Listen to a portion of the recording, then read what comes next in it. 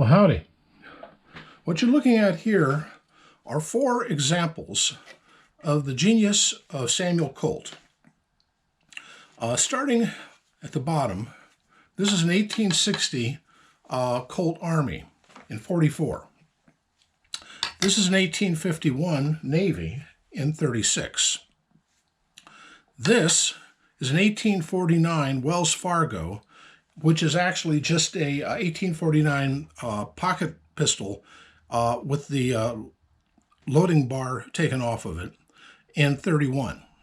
And this is an 1862/63 Colt Pocket Police.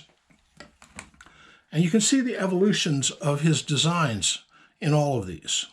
You know, he started with the Patterson, but as a commercial enterprise, we can really start with the Colt Walker. Then the various models of dragoons, and finally culminating in this one here. Well, actually in this one, the 1851.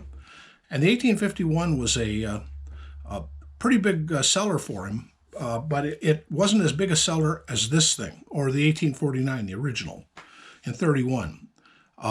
Remember, 1849 was the year gold was discovered in California, and everybody heading out on the California Trail or the Oregon Trail would have a pistol on him, usually this one, because you never knew when somebody wasn't going to claim your jump your claim or or jump your covered wagon on the Oregon Trail.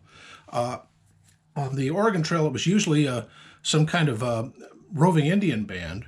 On the in the California side, it was usually some other pesky varmint who wants to steal your gold. Anyway, then in 1862, Colt got a request from the, of all people, the New York City Police Department for a pistol. By the way, up until then, police were usually armed with something like this, a very small caliber pistol. But these guys wanted something a little more powerful, but they wanted something smaller to carry. They didn't like carrying something this huge around. So Colt came and developed this, which is the 1862, it's in 36. Now, it's interesting to note, I don't know if you've noticed this, but this was a 36. He developed this cylinder first. And then when he heard that they were interested in something in 44 like the Dragoon, only a little lighter, he had this brilliant idea.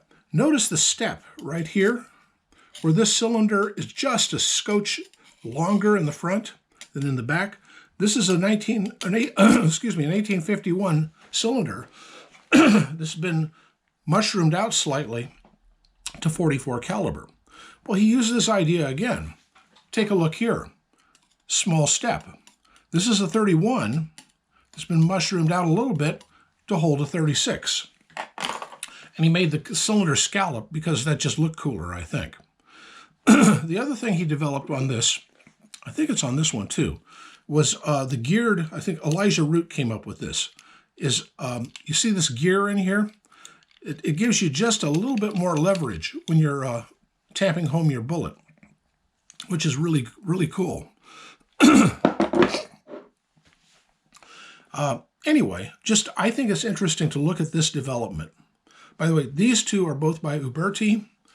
This one is by Pieta, and this one's by Army San Marcos. Of them, I think that the one that has the best fit and finish is the Army San Marcos. That's it just. If you feel right here, there's absolutely no line between the metal and the wood. On the Pieta, it's a definite line there. Not so much on the Ubertis. They're pretty darn good. This one in particular is excellent. This one, there's a tiny little bit, but this one, not at all. And it's and you can tell that the look of it. It's just a pretty one. Oh, another thing that's interesting is Pieta has the scallop here for putting a shoulder stock on, but they don't have the extra nut on here for doing that. This one also has the scallop, but it also has that raised screw so that you can lock it on, and it's cut out properly for it. This one is not cut out properly. Anyway, just something that you can notice.